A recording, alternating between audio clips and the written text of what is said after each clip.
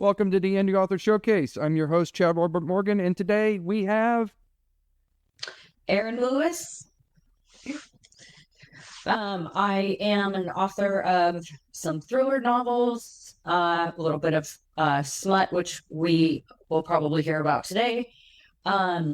Also, I delve into a lot of like dark humor, tad bit of horror, and I actually started writing nonfiction.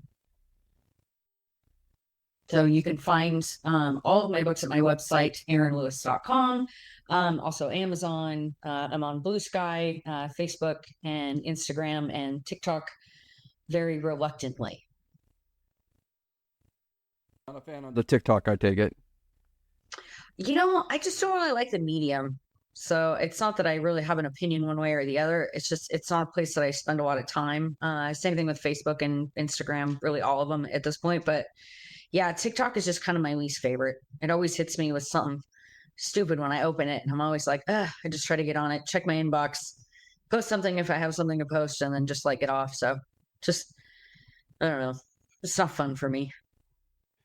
Do me a favor after the interview, let me know what your Blue Sky handle is, because I have a starter pack, which is all the indie authors that we've showcased here at the showcase.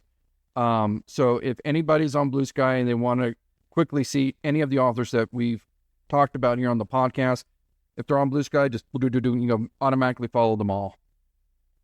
My handle across everything is Erin Louis 666. So nobody seems to pick that one anywhere. So it's pretty much like universal. So I feel left out in that respect. So let's talk a little bit about when we first met. We've only met once. It was at HorrorCon. By the way, we are starting a support group for survivors of HorrorCon. You were with a publisher, I believe you said Hellbound Books? Correct. James Longmore of Hellbound Books, yes. Funny thing about that is I was listening to another podcast, mutual friend of ours, I believe, the Sex and Horror podcast.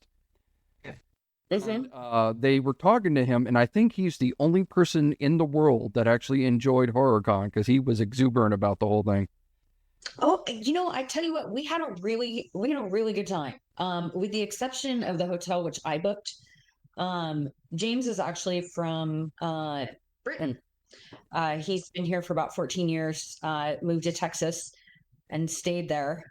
So when we came up with the idea to go to HorrorCon, he was kind of excited. It was his first time to California. I grew up in Southern California, so it's pretty familiar, but not like I grew up in Orange County, so I wasn't really familiar with like LA proper.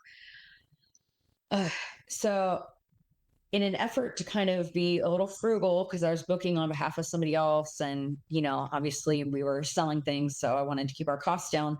I booked a really, really, really horrible hotel.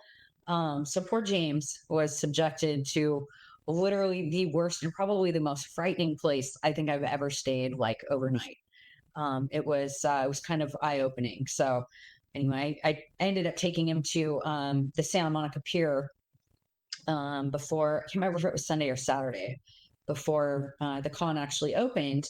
So that was cool. He got to see it before it burned down. So, yay. I actually got to feed him real Mexican food too, because they don't have like real Mexican food in Texas that I'm aware of anyway. The HorrorCon we met, the Sunday was really dead because it happened to be right next to, in the same convention center as, I think it was the Emmys. Was it the Emmys or the Grammys? I think it was the Emmys.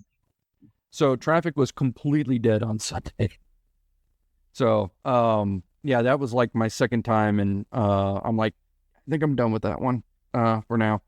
Do you have any conventions coming up? I don't actually right at the moment. I did do a really tiny little one up here by me called On the Fringe, which was kind of fun. A lot of like crystals and handmade pipes and paddles and some other interesting things. So that was a fun little thing to do. It's kind of hard to do conventions, at least for me, because I have so many like books. You got to get them there, and then you got to get yourself there. So the two that we found in 2024 was StokerCon in San Diego, which I did on behalf of Hellbound, but I did by myself. Much better hotel in San Diego. Uh, so that just kind of made it convenient. So out here on the West Coast, I guess I'm having a hard time finding like convenient conferences to get to. For horror, I can give you a good list. Yeah, just Uh, well, see, and I'm always looking at that because I'm always in like the indie author space, and so I always see conventions. And the co-author of actually my first novel with Hellbound, called Stripper Noir, is over on the other coast, and like I still haven't met him. I've known him for years now, and he goes to conventions all the time, but they're all like over, on the wrong side of the country. So, but yeah, definitely, if you have some that are easy to get to in my area, I'd be happy to take a look. I don't know about Northern California yet. The closest that I found, there is Carrier Con, which is on the USS Hornet, and Oh yeah. I haven't tried that one yet. I've been wanting to, just as an old Navy guy myself. I want to get on the Carrier. Um, and I am doing Hot Mare Expo in about 2 or 3 weeks, which is in Fresno, which is about in between you and me right now. Yeah. But Southern California's got a glut of them. We got WonderCon is a great place for indie authors. They have a whole section just for indie authors. And it's all genres, horror, sci-fi. There was one booth selling Futanari porn. I mean, you name it, it's there. There are at least 3 major horror conventions, which is Monsterpalooza, followed by Son of Monsterpalooza in October. We got Creep IE, followed by Creep IE Aftermath in September. And then we have Midsummer Scream, which is probably the biggest in terms of volume. So 3 big ones right there that are great, plus WonderCon for more of a general vibe. So totally, yeah, I would recommend any of those if you want to get in there. Especially since Monsterpalooza just created like this more of an artist-friendly space. So instead of a full booth, you can just get a table. So you can Oh kind of, yeah. yeah, because Monsterpalooza is a little bit pricey in terms of a booth fee, but they got a whole section for tables now. And they did something clever where they put a stage on the far end of that. So people had to go to where the stage was to see different talks and everything like that. So they had to kind of go through all the vendors to get there.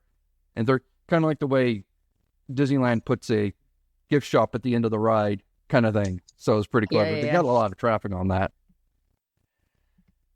So enough about me blabbering.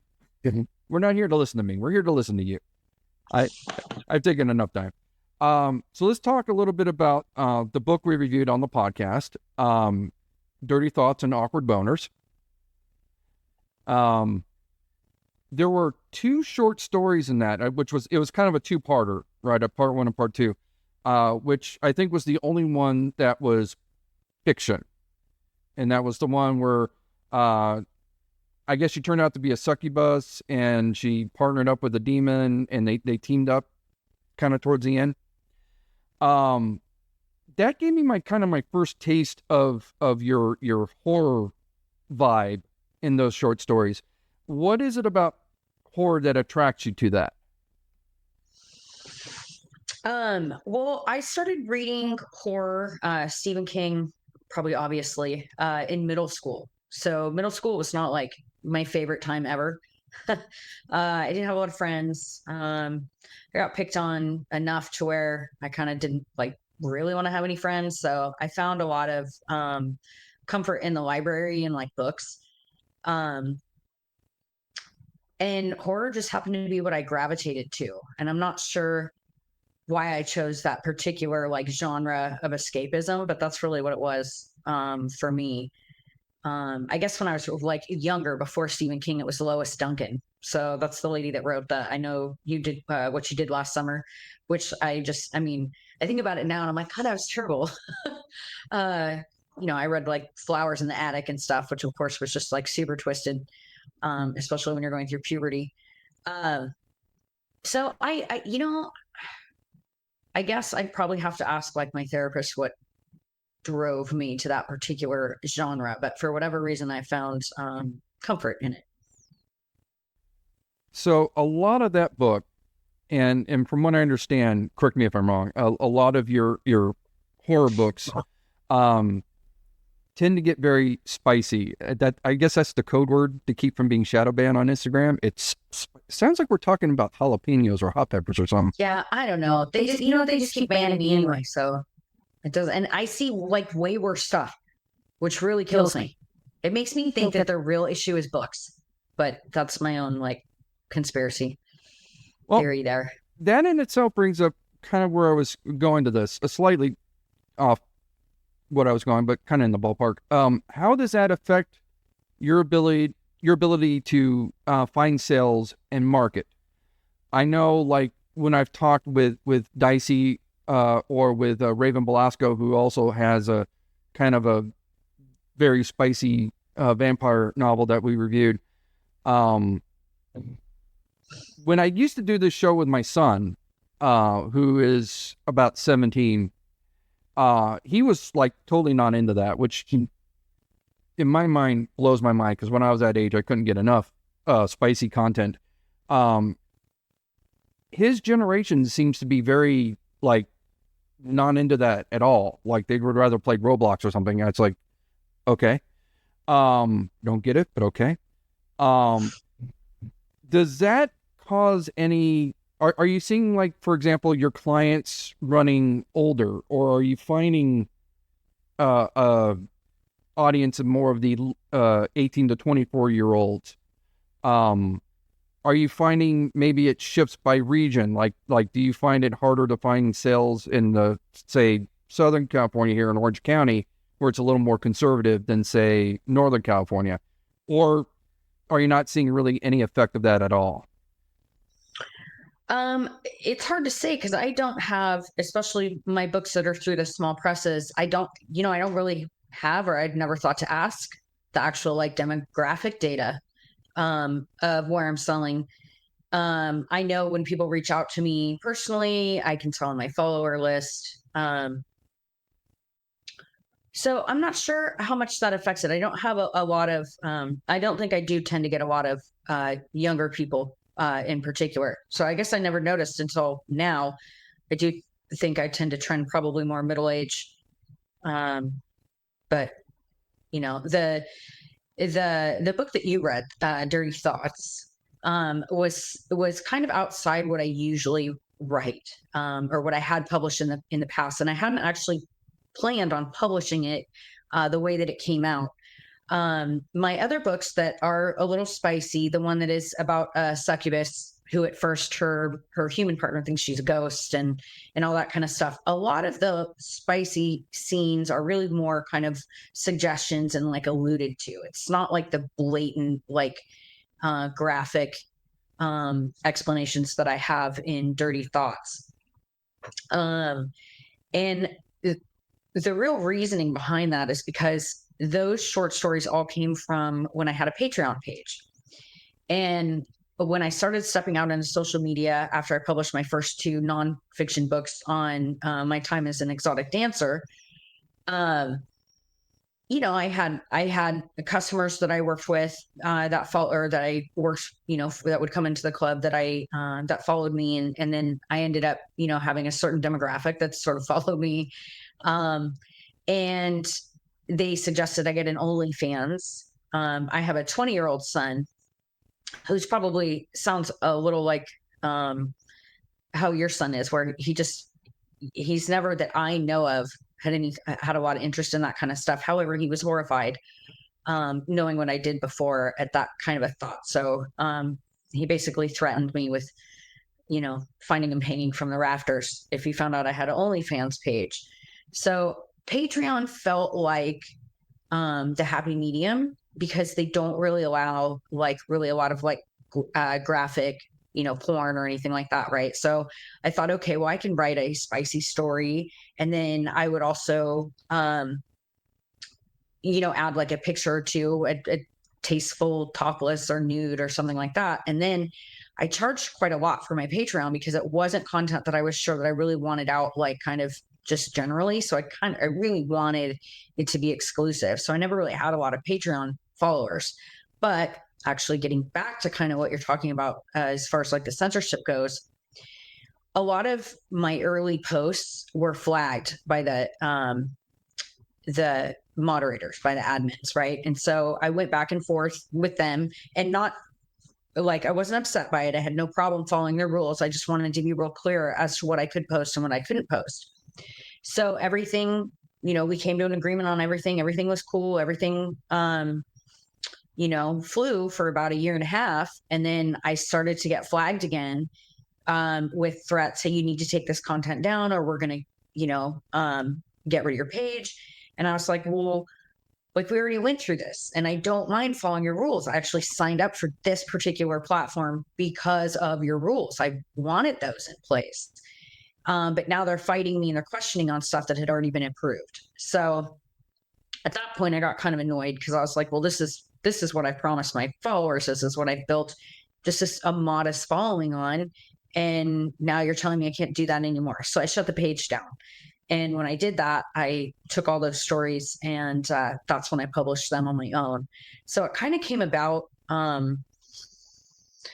really blossomed from my disdain for authority and censorship than anything else, particularly because I was actually really trying to stay within their rules, and I failed. And when it comes to like marketing my books, even my first book, Dirty Money, which is basically my memoir, it's basically my story from when I was a kid, up until fairly recent. And it's called Dirty Money. And for some reason that'll get flagged as porn, or they think I'm offering sex services. I get that one a lot too, which is odd because it's like literally a book, and there's nothing spicy in there. There's no like sex. It's really just my life in the industry. So it's kind of frustrating because I've gotten shadow banned, which I didn't even know was a thing. I've had my stuff flagged for taken down, but yet I get bombarded with AI images of like half naked chicks all the time. So like if I post like a promotional photo or a photo that's kind of risque, it really drives me absolutely bonkers that it will just completely get flagged as porn or some kind of obscene thing, when I see all sorts of other content creators. And so that's like where, if I put on my tinfoil panties, that's where I feel like it's books. The problem is books. They don't want people to read. That's my own little theory.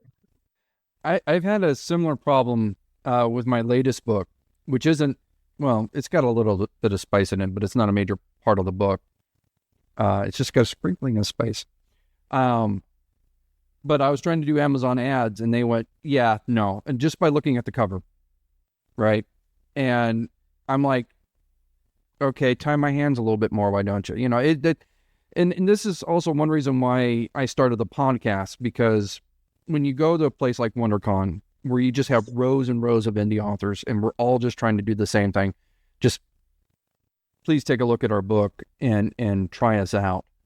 The goal was for us to work collaboratively to help lift us up, because we got a lot of headwinds. We don't have like the PR that Stephen King's going to have. We don't have the name recognition. We don't have a major publisher bankrolling our PR firm.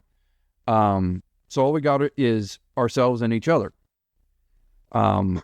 So hopefully this will help get over that censorship hump there.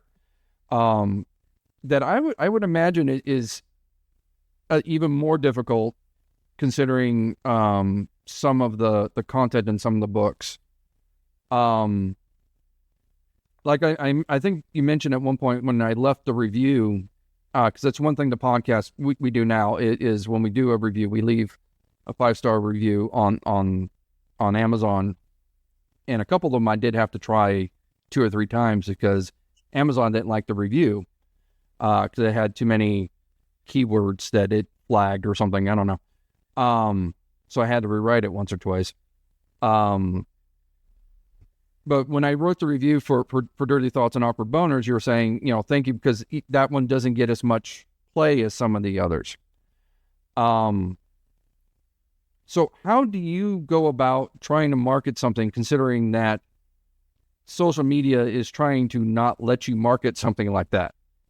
You know what I mean? We obviously don't want to get shadow banned or anything like that, or kicked off the service, but you still have a book to sell. So how do you juggle that? To be honest, and really from like Jump Street, my least favorite thing about writing is marketing and like self-promotion. In fact, I was really terrible at that as a dancer. I was the one that kind of stood up against the wall and like waited until I saw somebody, that looked like they might be interested, or waiting for somebody to come up to me. I was really bad at like going in and working the crowd and like selling myself. I hated doing that part. That part sucked. Like being on stage and like getting to perform, that was one thing, because, I'm not, I don't have to speak. I'm able to kind of, um, just be out there without actually having to like get in there and, feel like a vacuum salesman trying to be like, hey, So I'm really terrible at self-promotion, and mostly just because I hate it. And so when it comes to marketing my books, when I first started, I kind of hit the ground running, and I'd actually built up quite a big, I was coming up on 10,000 followers on Twitter. So I was pretty excited about that.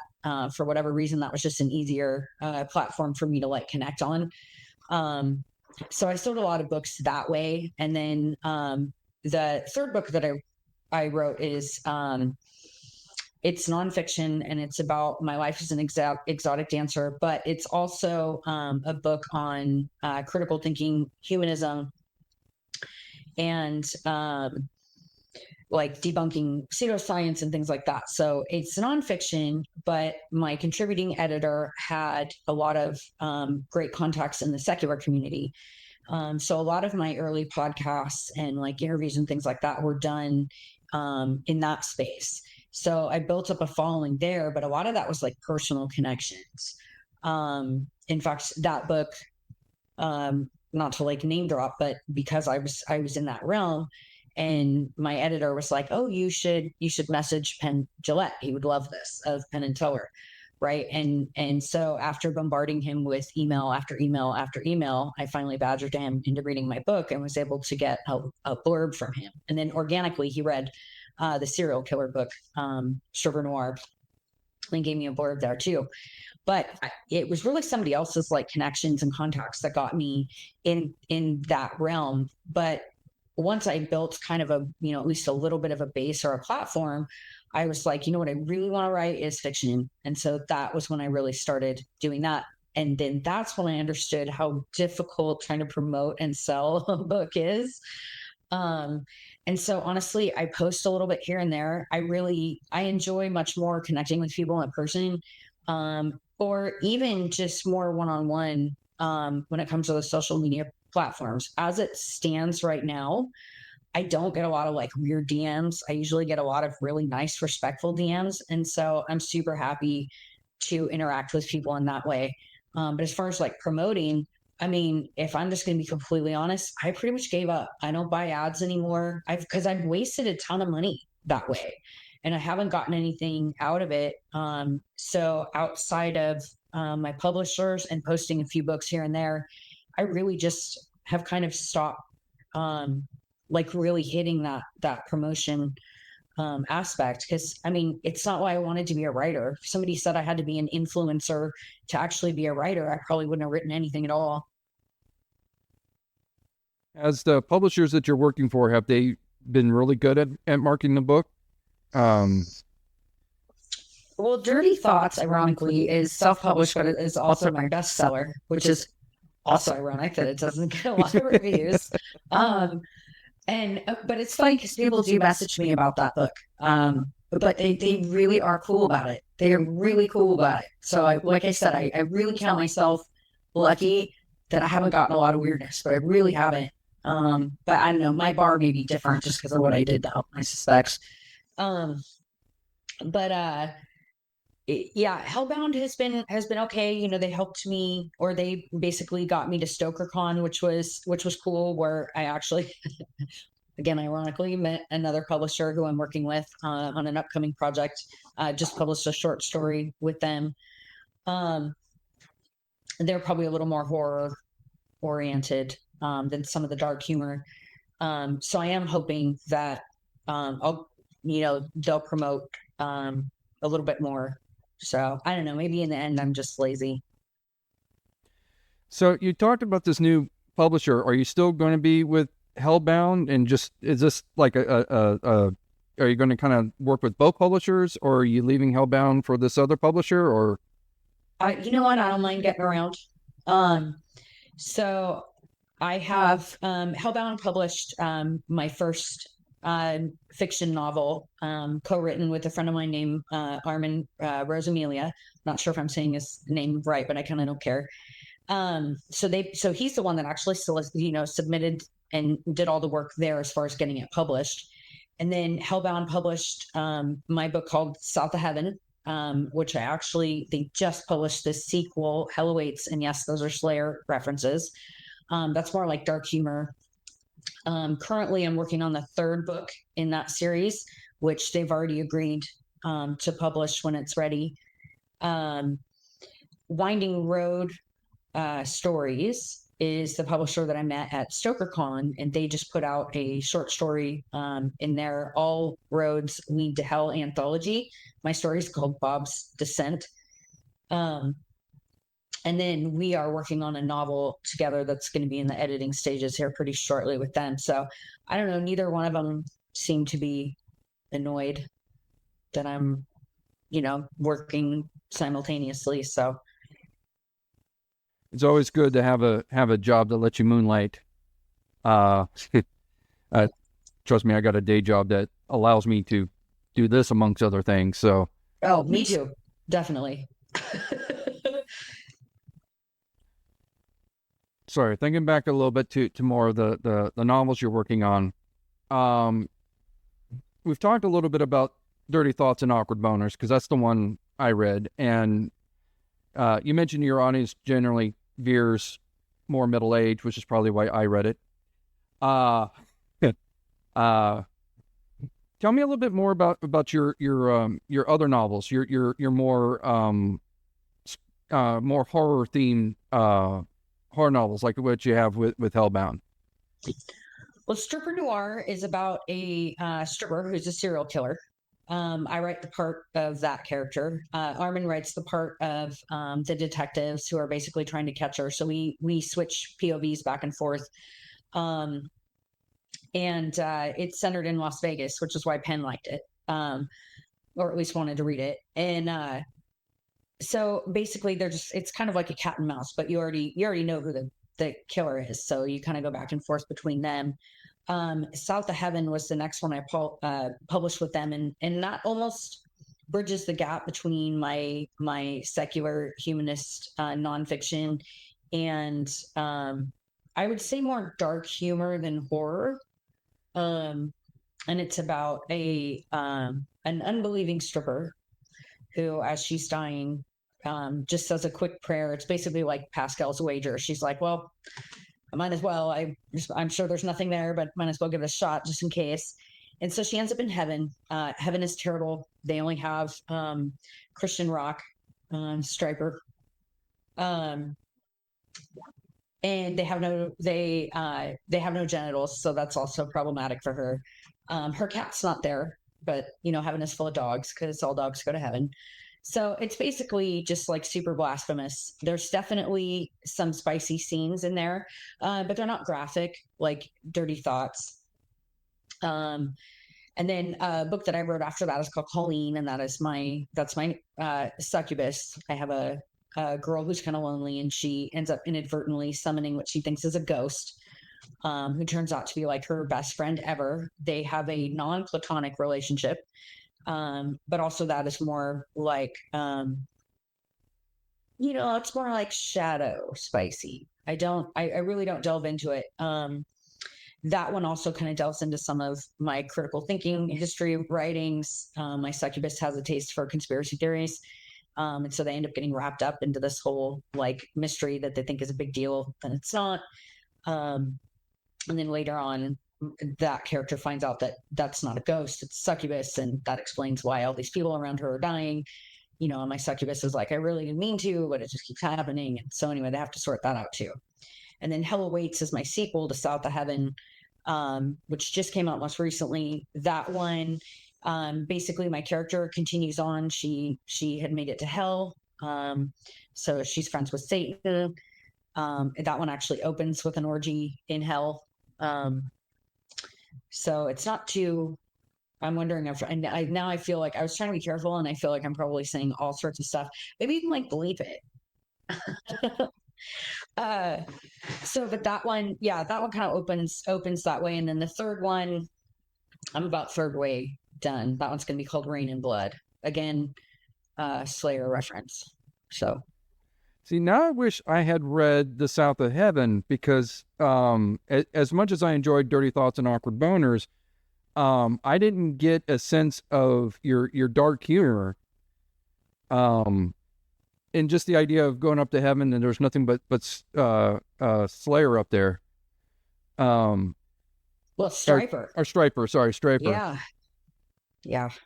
It's almost like the South Park one where you go up there and it's nothing but Mormons. Because Yeah, apparently that was the right. a lot of my vision of heaven was really inspired by, I learned more about religion when I entered the non-religious community than I did when I was raised Catholic. And I learned that Jeffrey Dahmer apparently had repented and was saved on death row.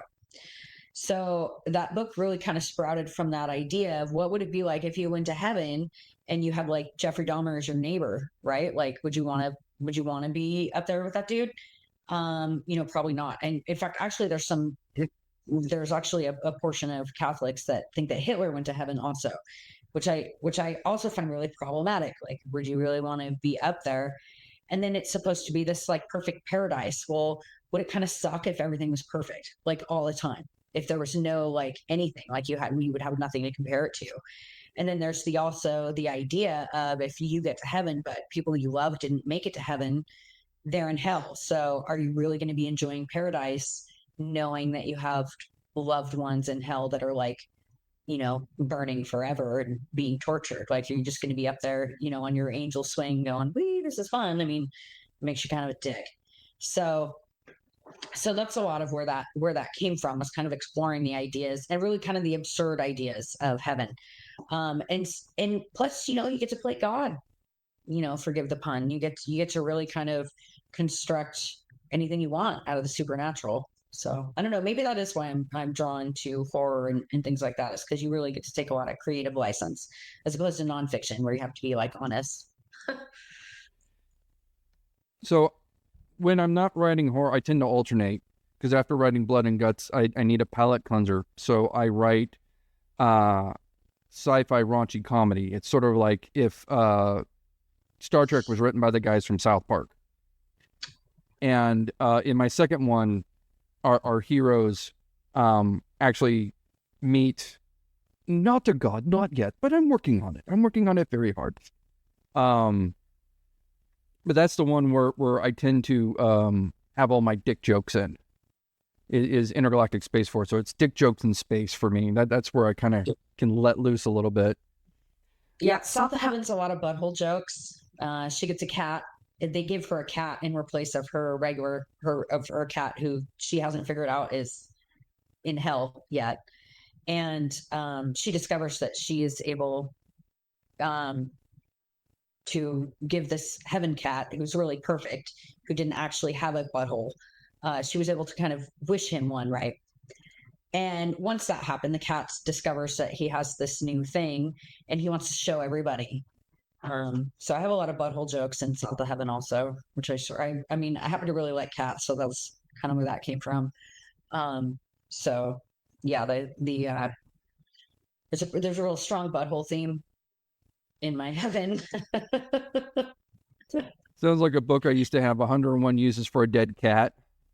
Oh, oh, I don't think we can be friends anymore. Just tell me you have snakes and I'm leaving. No, I don't like snakes. Oh, good. My mother is definitely fearful, and I think I inherited her phobia. I don't have it as bad as her. Like if they're in cages, I'm fine, but if it's out where it can touch me, I don't want anywhere near it. So Yeah. I'm not a snake fan.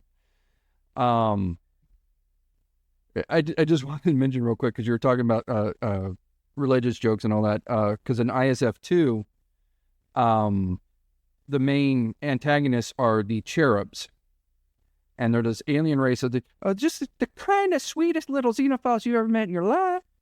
And so the first one comes up and she says, my name is Betty. It says, the Lord Owl named me because I heard him speak to me. It says, if you be my bodyguard, I will be your long lost. I get it. I get it. Yeah, I think one of the reasons that I kind of delved into, especially after writing Stripper Noir, which there's a couple of scenes in there that really like actually disturbed me to my core. Just writing was like, and even though I can read that kind of stuff, like actually writing it because you're picturing it in your head as it's coming out. And um there was a lot of times where I had to go and like sort of recover and be like, I cannot believe I just wrote this. Like what demented part of my brain this came from. And when I started writing Salt to Heaven, I actually deleted like the first, I don't know, 15,000 words because it it bugged me. I knew what I wanted to say, but it was so, I don't even want to say it was a negative, but there was a lot of like more horror elements in it. And I I didn't I didn't like it. It disturbed me, it bothered me. And so I kind of changed my voice in telling the story that I wanted to tell. And I found that as soon as I started to write something that was disturbing me, I would turn it into a joke. And I just sort of went from there. I was like, that's what I really enjoyed writing. So I thought, well, this is what I'm going to do. So while I still read primarily horror, even more recently getting into some more like splatterpunk, which I read on a plane, which was fabulous, except for the turbulence because then you get nauseous. Oh man, I wish I could remember the name of it, but it was great. It was so gory. And like that I can read, but it came to like writing it, actually come up with the ideas. I don't know, I freaked myself out. So I ended up just making a big joke out of everything, hence the cat buttholes. I had a similar experience. We recently just did, speaking of splatterpunk, Aaron Beauregard's Playground, which, if you're into splatterpunk, it's a very well written book. If you're not into splatterpunk, stay the hell away from it because it is very unforgiving. And I didn't have a problem listening to it. I enjoyed the book, but like yourself, I'm like, I'm writing horror. Could I write something that intense and graphic? Because even for me, I felt that was beyond my reach as a horror writer. My horror tends to be more, supernatural, monsters, haunting.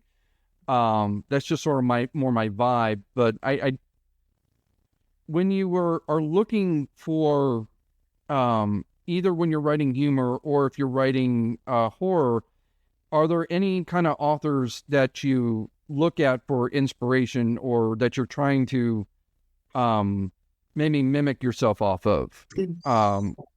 Like for me, when I do ISF, like I said, I picture it as, South Park meets Star Trek. So I'm inspired by that kind of humor that you see in Futurama and Lower Decks and stuff like that. And so I kind of try to channel that. When I'm looking at horror, I'm looking at more like Stephen King's It, or things more like say The Host, or more of a supernatural vibe versus say The Purge or anything like that. What are your inspirations? What are you looking for when you're looking to write? I try really hard not to mimic people. I definitely don't want to, I don't want to sound like I'm trying to sound like somebody else. As far as inspiration, like when it came to my voice and actually writing, actually one of the reasons that my contributing editor of Expose Yourself, my book on humanism and critical thinking, um, that voice and that writing style that I have in that book, which is I think it's probably pretty consistent, was actually inspired by Penn's book, God No, Signs You Might Already Be an Atheist, because he's so blunt and so like just like there's no sugarcoating it. And sometimes it's like blunt to a fault almost, where it's like really, um, but I really enjoyed that because I didn't feel like somebody was blowing smoke up my ass. I really felt like it was just like raw.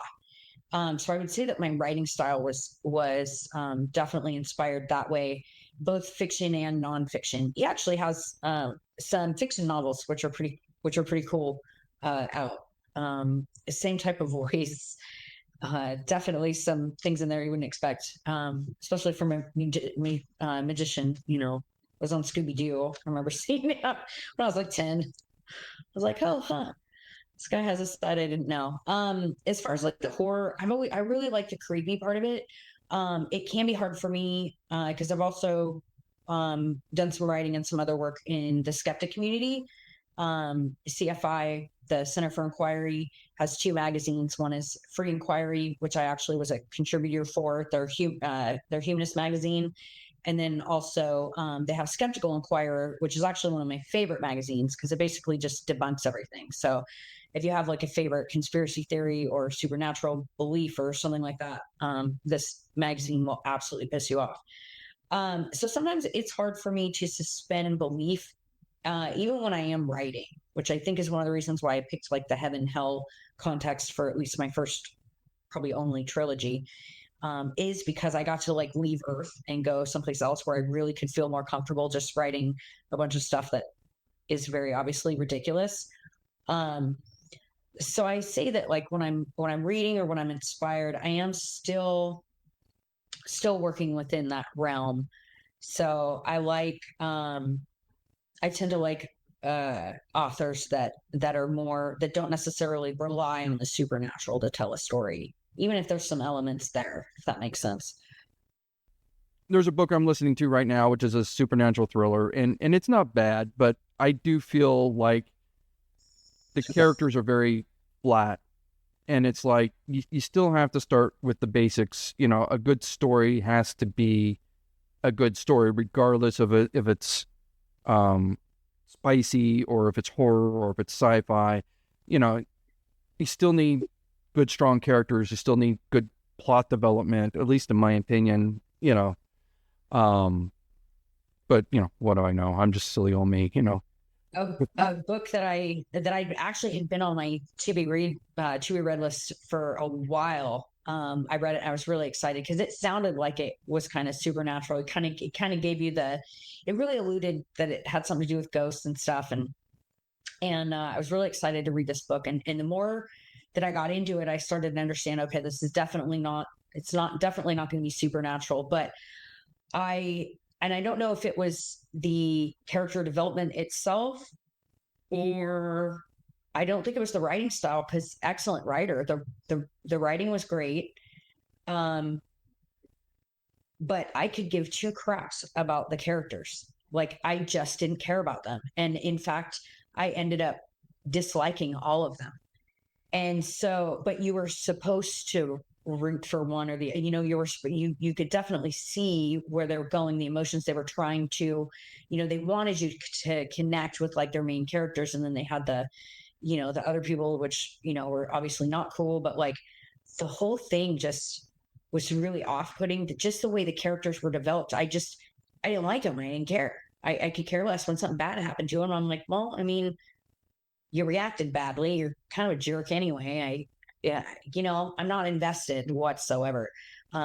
So I think definitely when I'm writing characters, I want to, if it's somebody I want you to hate, I want to make sure you hate them. If it's somebody I want you to like love and empathize with, and, no matter what their flaws are or whatever, kind of like my atheist stripper in heaven, she's definitely not perfect, but I want her to be an appealing somebody, just like my succubus. She's awesome, other than she just has a habit of killing guys. Oops. Yeah, minor character flaw, It's totally, but in essence, she's a good being. Erin, it's been about 45 minutes. This is about the time I tend to wrap things up. So real quickly, tell people where they can find you. The easiest place is my website, erinlouis.com. You'll land on all my books. My blog page has links to various articles and stuff that I've written for different outlets. And then I also have a bio page. It also has links to all of my socials, which isn't a lot. But I promise I'm not a jerk. If you're not a jerk, I don't mind talking to people. I am on Blue Sky, Instagram, and Facebook, all Erin Louis 666. Goodreads, of course, because that's actually probably my favorite social media, which is saying a lot, I think. Yeah, I think that's it. Well, Erin, it's been a pleasure, and I look forward to hopefully I can talk you into coming down to one of these horror conventions down here in Southern California again. Not we'll think about HorrorCon. it. We'll get together after, and I'll ask you some questions. You can help me find some, and I'm certainly willing. I just need to find some that are cost prohibitive. So, yeah, that one's a little bit more of a trick, but yeah, definitely we got a glut of them down here, and better than HorrorCon. So until then, guys, keep on reading.